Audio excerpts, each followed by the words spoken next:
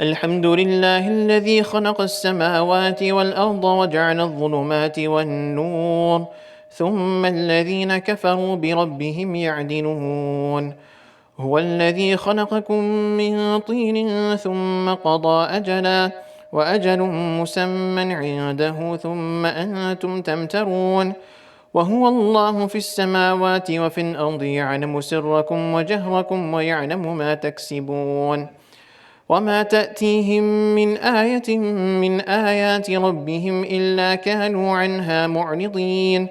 فقد كذبوا بالحق لما جاءهم، فسوف يأتيهم أنباء ما كانوا به يستهزئون. ألم يروا كم أهلكنا من قبلهم من قرن مكناهم في الأرض ما لم نمكن لكم، وأرسلنا السماء عليهم مدرارا، وجعلنا الأنهار تجري من تحتهم فأهلكناهم بذنوبهم وأنشأنا من بعدهم قرنا آخرين. ولو نزلنا عليك كتابا في قرطاس فلمسوه بأيديهم لقال الذين كفروا إن هذا إلا سحر مبين. وقالوا لولا أنزل عليه ملك، ولو أنزلنا ملكا لقضي الأمر ثم لا ينظرون. ولو جعلناه ملكا لجعلناه رجلا وللبسنا عليهم ما يلبسون. ولقد استهزئ برسل من قبلك فحاق بالذين سخروا منهم ما كانوا به يستهزئون.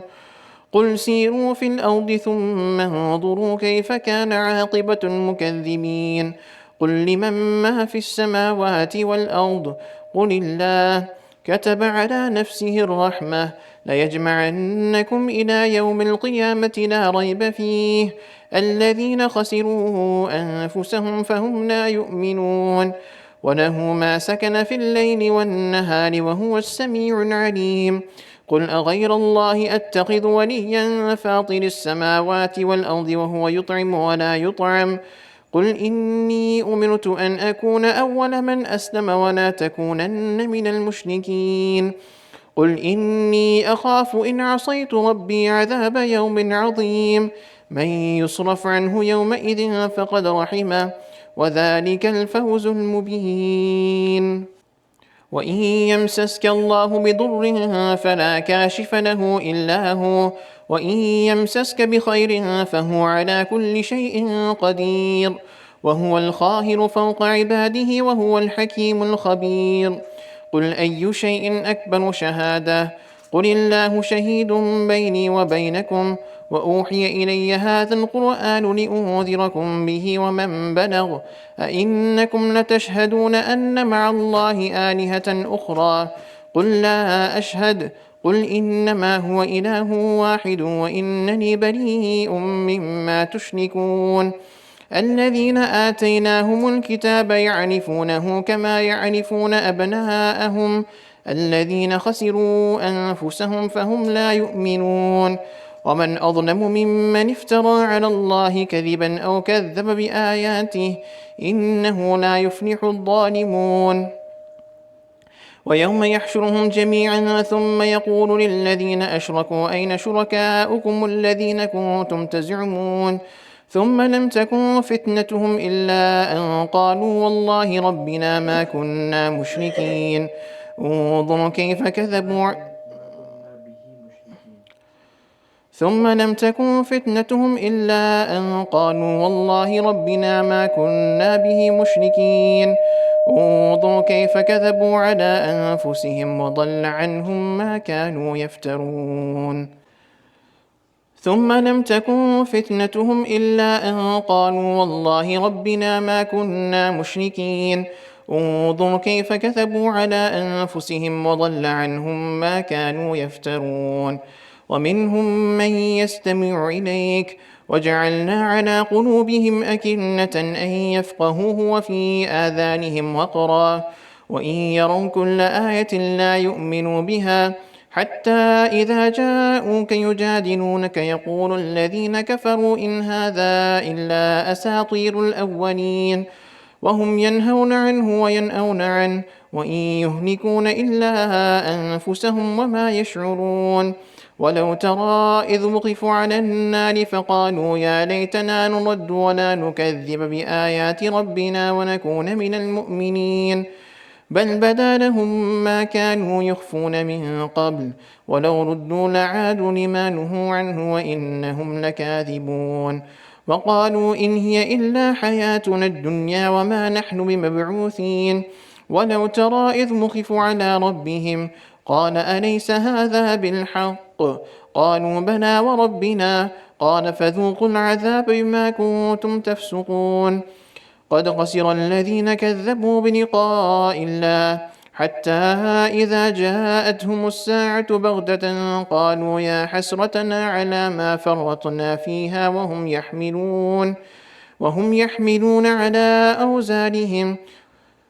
ألا ساء ما يزرون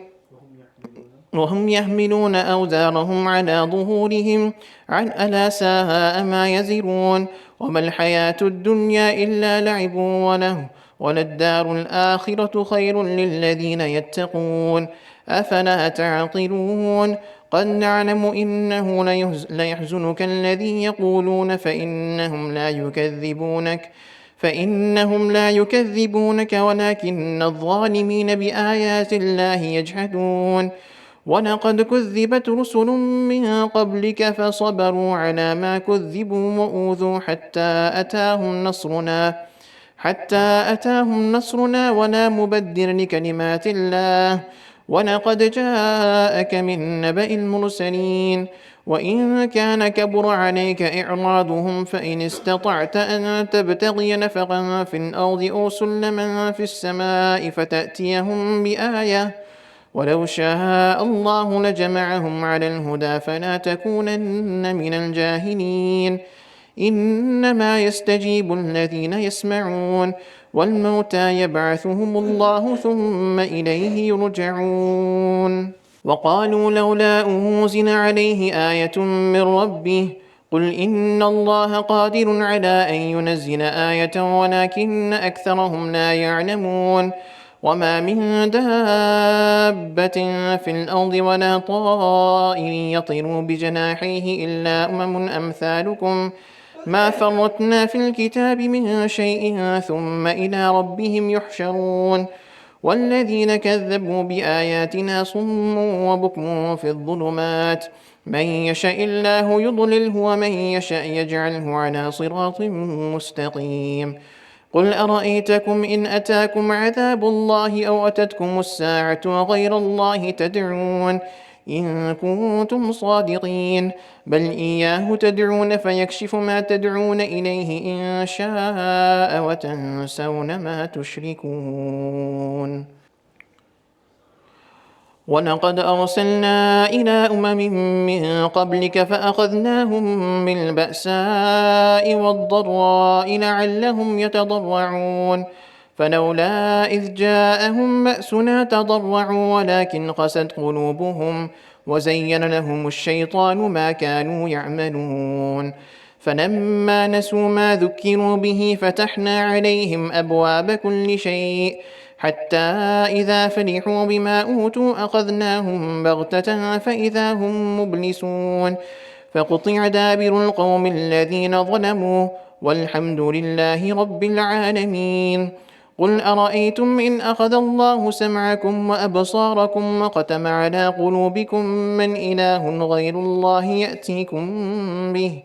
انظروا كيف نصرف الآيات ثم هم يصدفون قل أرأيتكم إن أتاكم عذاب الله بغتة أو جهرة هل يهلك إلا القوم الظالمون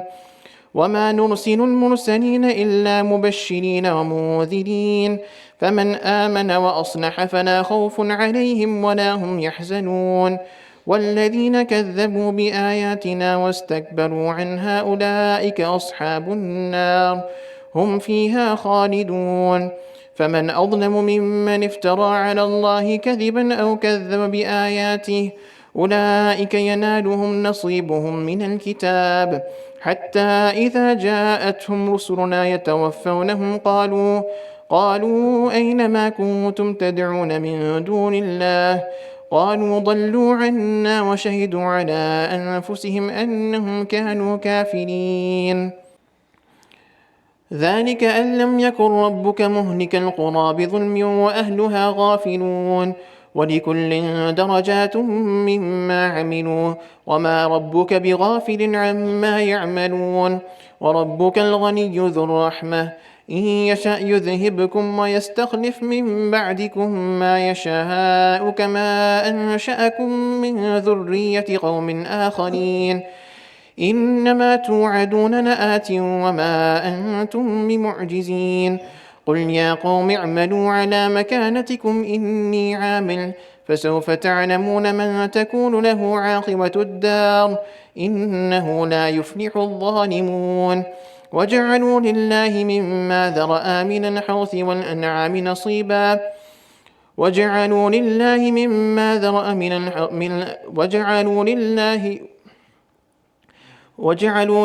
مما ذرأ من الأرض والأنعام نصيبا فقالوا هذا لله بزعمهم وهذا لشركائنا فما كان لشركائهم فلا يصل إلى الله وما كان لله فهو يصل إلى شركائهم ساء ما يحكمون وكذلك زين لكثير من المشركين قتل أولادهم شركاؤهم ليردوهم وليلبسوا عليهم دينهم ولو شاء الله ما فعلوه فذرهم وما يفترون وقالوا هذه أنعام وحرث حجر لا يطعمها إلا من نشاء بزعمهم وأنعام حرمت ظهورها وأنعام لا يذكرون اسم الله عليها افتراء عليه سيجزيهم بما كانوا يفترون وقالوا ما في بطون هذه الأنعام خالصة لذكورنا ومحرم على أزواجنا وإن يكن ميتة فهم فيه شركاء سيجزيهم وصفهم إنه عليم حكيم وعنده مفاتح الغيب لا يعلمها إلا هو ويعلم ما في البر والبحر وما تسقط من ورقة إلا يعلمها ولا حبة في ظلمات الأرض ولا رطب ولا يابس إلا في كتاب مبين وهو الذي يتوفاكم بالليل ويعلم ما جرحتم بالنهار ثم يبعثكم فيه ليقضى أجل مسمى ثم إليه مرجعكم ثم ننبئكم بما كنتم تعملون وهو القاهر فوق عباده ويرسل عليكم حفظة حتى إذا جاء أحدهم الموت توفته رسلنا وهم لا يفرطون ثم ردوا إلى الله مولاهم الحق ألا له الحكم وهو أسرع الحاسبين قل من ينجيكم من ظلمات البر والبحر تدعونه تضرعا وخفية لئن أنجينا من هذه لنكونن من الشاكرين قل الله ينجيكم منها ومن كل كرب ثم أنتم تشركون قل هو القادر على أن يبعث عليكم عذابا من فوقكم أو من تحت أرجلكم أو يلبسكم شيعا ويذيق بعضكم بأس بعض انظر كيف نصرف الآيات لعلهم يفقهون وكذب به قومك وهو الحق قل لست عليكم بوكيل لكل نبأ مستقر وسوف تعلمون وإذا رأيت الذين يخوضون في آياتنا فأعرض عنهم حتى يخوضوا في حديث غيره وإما ينسينك الشيطان فلا تقعد بعد الذكرى مع القوم الظالمين وما على الذين يتقون من حسابهم من شيء ولكن ذكرى لعلهم يتقون وذر الذين اتخذوا دينهم لعبا ولهوا وغرتهم الحياة الدنيا وذكر به أن تبسل نفس بما كسبت ليس لها من دون الله ولي ولا شفيع وإن تعدل كل عدل لا يؤخذ منها أولئك الذين أبسلوا بما كسبوا لهم شراب من حميم وعذاب أليم بما كانوا يكفرون قل أندعو من دون الله ما لا ينفعنا ولا يضرنا ونرد على أعقابنا ونرد على أعقابنا بعد إذ هدانا الله كالذي استهوته الشياطين في الأرض حيران له أصحاب يدعونه إلى الهدى ائتنا قل إن هدى الله هو الهدى وأمرنا لنسلم لرب العالمين وأن أقيموا الصلاة واتقوه وهو الذي إليه تحشرون وهو الذي خلق السماوات والأرض بالحق ويوم يقول كن فيكون قوله الحق وله الملك يوم ينفخ في الصور عالم الغيب والشهادة وهو الحكيم الخبير وإذ قال إبراهيم لأبيه آذر أتتخذ أصناما آلهة إني أراك وقومك في ضلال مبين وكذلك نري إبراهيم ملكوت السماوات والأرض وليكون من الموقنين فلما جن عليه الليل رأى كوكبا قال هذا ربي فلما أفل قال لا أحب الآفلين فلما رأى القمر بازغا قال هذا ربي فلما أفل قال لئن لم يهدني ربي لأكونن من القوم الضالين فلما رأى الشمس بازغة قال هذا ربي هذا أكبر فلما أفلت قال يا قوم إني بريء مما تشركون إني وجهت وجهي للذي فطر السماوات والأرض حنيفا وما أنا من المشركين وحاجه قومه قال أتحاجوني في الله وقد هدان ولا أخاف ما تشركون به إلا أن يشاء ربي شيئا وسع ربي كل شيء علما أفلا تتذكرون وكيف أخاف ما أشركتم ولا تخافون أنكم أشركتم بالله ما لم ينزل به عليكم سلطانا فأي الفريقين أحق بالأمن إن كنتم تعلمون الذين آمنوا ولم يلبسوا إيمانهم بظلم أولئك لهم الأمن وهم مهتدون وتلك حجتنا آتيناها إبراهيم على قومه نرفع درجات من نشاء إن ربك حكيم عليم ووهبنا له إسحاق ويعقوب كلا هدينا ونوحا هدينا من قبل ومن ذريته داود وسليمان وأيوب ويوسف وموسى وهارون وكذلك نجزي المحسنين وزكريا ويحيى وعيسى وإلياس كل من الصالحين وإسماعيل واليسع ويونس ولوطا وكلا فضلنا على العالمين ومن آبائهم وذرياتهم وإخوانهم واجتبيناهم وهديناهم إلى صراط مستقيم ذلك هدى الله يهدي به من يشاء من عباده ولو أشركوا لحبط عنهم ما كانوا يعملون أولئك الذين آتيناهم الكتاب والحكم والنبوة فإن يكفر بها هؤلاء فقد وكلنا بها قوما ليسوا بها بكافرين أولئك الذين هدى الله فبهداه مقتده قل لا أسألكم عليه أجرا إن هو إلا ذكرى للعالمين وما قدروا الله حق قدره إذ قالوا ما أنزل الله على بشر من شيء قل من أنزل الكتاب الذي جاء به موسى نورا وهدى للناس تجعلونه قراطيس تبدونها وتخفون كثيرا وعلمتم ما لم تعلموا أنتم ولا آباؤكم قل الله ثم ذرهم في خوضهم يلعبون وهذا كتاب أنزلناه مبارك مصدق الذي بين يديه ولتنذر أم القرى من حولها والذين يؤمنون بالآخرة يؤمنون به وهم على صلاتهم يحافظون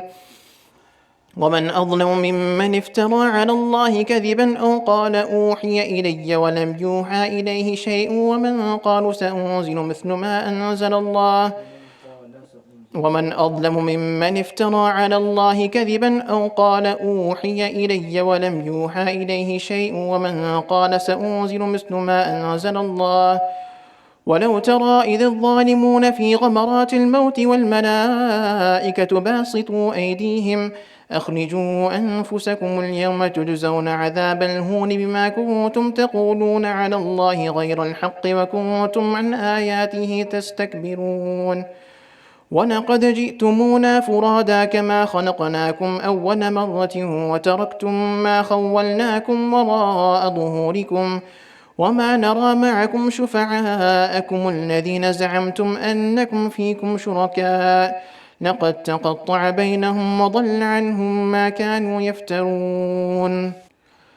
ولقد جئتمونا فرادا كما خلقناكم أول مرة وتركتم ما خولناكم وراء ظهوركم وما نرى معكم شفعاءكم الذين زعمتم أنهم فيكم شركاء لقد تقطع بينهم وضل عنكم ما كنتم تزعمون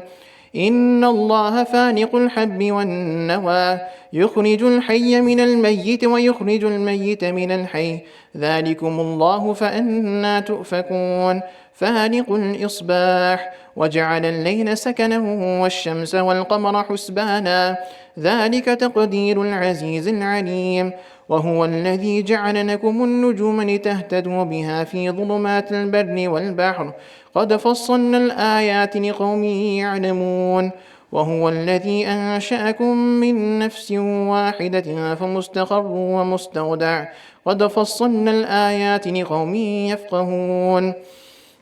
وهو الذي أنزل من السماء ماء فأخرجنا به نبات كل شيء فأخرجنا منه خضرا نخرج منه حبا متراكبا ومن النخل من طلعها قنوان ودانية وجنات من أعناب والزيتون والرمان مشتبها وغير متشابه انظروا إلى ثمنه إذا أثمر وينعه إن في ذلكم لآيات لقوم يؤمنون وجعلوا لله شركاء الجن وخلقهم وخرقوا له بنين وبنات بغير علم سبحانه وتعالى عما يصفون بديع السماوات والأرض أنى يكون له ولد ولم تكن له صاحبة وخلق كل شيء وهو بكل شيء عليم ذلكم الله ربكم لا إله إلا هو خالق كل شيء فاعبدوه وهو على كل شيء وكيل لا تدركه الأبصار وهو يدرك الأبصار وهو اللطيف الخبير قد جاءكم بصائر من ربكم فمن أبصر فلنفسه ومن عمي فعليها وما أنا عليكم بحفيظ وكذلك نصرف الآيات وليقولوا درست ولنبينه لقوم يعلمون اتبع ما أوحي إليك من ربك لا إله إلا هو وأعرض عن المشركين ولو شاء الله ما أشركوا وما جعلناك عليهم حفيظا وما أنت عليهم بوكيل ولا تسبوا الذين يدعون من دون الله فيسبوا الله عدوا بغير علم كذلك زينا لكل أمة عملهم ثم إلى ربهم مرجعهم فينبئهم بما كانوا يعملون وأقسموا بالله جهد أيمانهم لئن جاءتهم آية ليؤمنن بها قل إنما الآيات عند الله وما يشعركم أنها إذا جاءت لا يؤمنون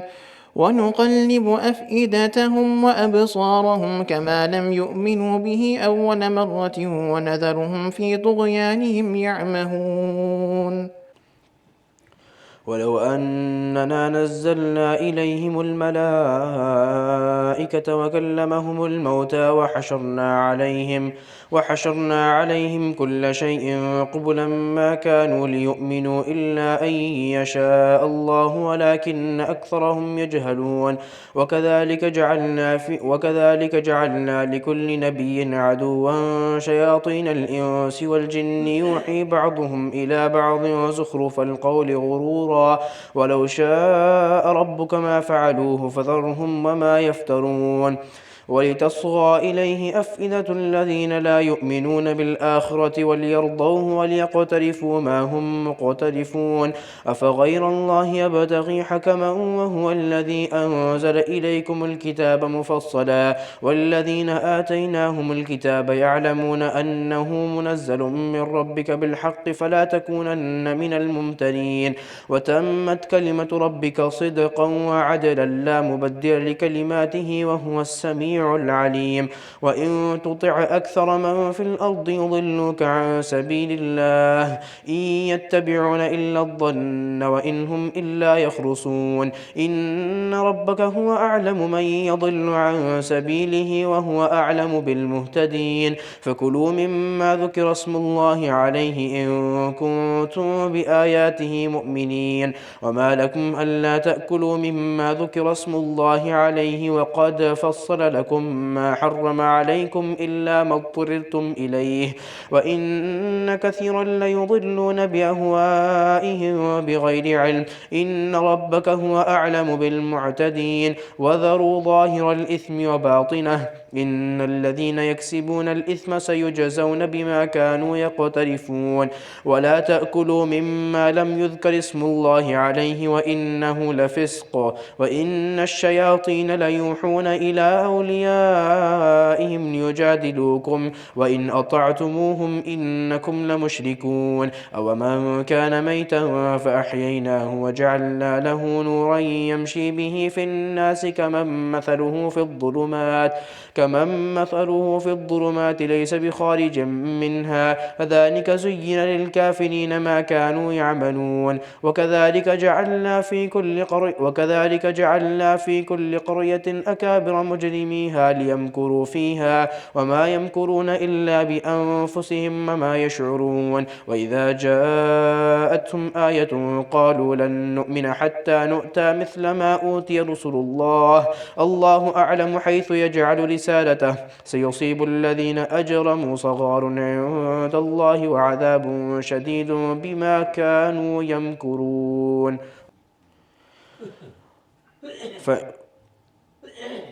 فمن يرد الله أن يهديه يشرح صدره للإسلام ومن يرد أن يضله يجعل صدره ضيقا حرجا كأنما يصعد في السماء كذلك يجعل الله الرجس على الذين لا يؤمنون وهذا صراط ربك مستقيما قد فصلنا الآيات لقوم يذكرون لهم دار السلام عند ربهم وهو وليهم بما كانوا يعملون ويوم يحشرهم جميعا يا معشر الجن قد استكثرتم من الإنس وقال أولياؤهم من الإنس ربنا استمتع بعضنا ببعض وبلغنا أجلنا الذي أجلت لنا قال النار مثواكم خالدين فيها إلا ما شاء الله إن ربك حكيم عليم وكذلك نولي بعد الظالمين بعضا بما كانوا يكسبون يا معشر الجن والإنس ألم يأتكم رسل منكم يقصون عليكم آياتي وينذرونكم لقاء يومكم هذا قالوا شهدنا على أنفسنا وغرتهم الحياة الدنيا وشهدوا على أنفسهم أنهم كانوا كافرين ذلك أن لم يكن ربك مهلك القرى بظلم وأهلها غافلون ولكل درجات مما عملوا وما ربك بغافل عما يعملون وربك الغني ذو الرحمة إن يشأ يذهبكم ويستخلف من بعدكم ما يشاء كما أنشأكم من ذرية قوم آخرين إنما توعدون لآت وما أنتم بمعجزين قل يا قوم اعملوا على مكانتكم مكانتكم إني عامل فسوف تعلمون من تكون له عاقبة الدار إنه لا يفلح الظالمون وجعلوا لله مما ذرأ من الحرث والأنعام نصيبا فقالوا هذا لله بزعمهم وهذا لشركائنا فما كان لشركائهم فلا يصل إلى الله وما كان لله فهو يصل إلى شركائهم ساء ما يحكمون وكذلك زين لكثير من المشركين قتل أولادهم شركاؤهم ليردوهم وليلبسوا عليهم دينهم ولو شاء الله ما فعلوه فذرهم وما يفترون وقالوا ما في بطون هذه الأنعام خالصة لذكورنا ومحرم على أزواجنا وإن يكن ميتة فهم فيه وقالوا هذه أنعام وحرث حجر لا يطعمها إلا من نشاء بزعمهم وأنعام حرمت ظهورها وأنعام لا يذكرون اسم الله عليها افتراء عليه سيجزيهم بما كانوا يفترون وقالوا ما في بطون هذه الأنعام خالصة لذكورنا ومحرم على أزواجنا وإن يكن ميتة فهم فيه شركاء سيجزيهم وصفهم إنه حكيم عليم قد خسر الذين قتلوا أولادهم سفها بغير علم وحرموا ما رزقهم الله افتراء على الله قد ضلوا وما كانوا مهتدين وهو الذي أنشأ جنات معروشات وغير معروشات والنخل والزرع مختلفا أكله والزيتون والرمان متشابها وغير متشابه كلوا من ثمره إذا أثمر وآتوا حقه يوم حصاده ولا تسرفوا إنه لا يحب المسرفين ومن الأنعام حمولة وفرشا كلوا مما رزقكم الله ولا تتبعوا خطوات الشيطان إنه لكم عدو مبين 8 أزواج من الضأن 2 ومن المعاز 2 قل الذكرين حرم أم الأنثيين أما اشتملت عليه أرحام الأنثيين نبئوني بعلم إن كنتم صادقين ومن الإبل 2 ومن البقر 2 ومن البقر 2 قل الذكرين حرم أم الأنثيين أما اشتملت عليه أرحام الأنثيين أم كنتم شهداء إذ وصاكم الله بهذا فمن أظلم ممن افترى على الله كذبا ليضل الناس بغير علم إن الله لا يهدي القوم الظالمين قل لا أجد فيما أوحي إلي محرما على طاعم يطعمه إلا أن يكون ميتة أو دما مسفوحا أو لحم خنزير فإنه رجس أو فسقا أهل لغير الله به فمن اضطر غير باغ ولا عاد فإن ربك غفور رحيم وعلى الذين هادوا حرمنا كل ذي ظفر ومن البقر والغنم حرمنا عليهم شحومهما إلا ما حملت ظهورهما أو الحوايا أو ما اختلط بعظم ذلك جزيناهم ببغيهم إنا للصادقون فإن كذبوك فقل ربكم ذو رحمة واسعة ولا يرد بأسه عن القوم المجرمين سيقول الذين أشركوا لو شاء الله ما أشركنا ولا آباؤنا ولا حرمنا من شيء كذلك كذب الذين من قبلهم حتى ذاقوا بأسنا قل هل عندكم من علم فتخرجوه لنا إن تتبعون إلا الظن وإن أنتم إلا تخرصون قل فلله الحجة البالغة فلو شاء لهداكم أجمعين قل هلم شهداءكم الذين يشهدون أن الله حرم هذا فإن شهدوا فلا تشهد معهم ولا تتبع أهواء الذين كذبوا بآياتنا والذين لا يؤمنون بالآخرة وهم بربهم يعدلون قل تعالوا أتل ما حرم ربكم عليكم ألا تشركوا به شيئا وبالوالدين إحسانا ولا تقتلوا أولادكم من إملاق نحن نرزقكم إياهم ولا تقربوا الفواحش ما ظهر منها وما بطن ولا تقتلوا النفس التي حرم الله إلا بالحق ذلكم وصاكم به لعلكم تتقون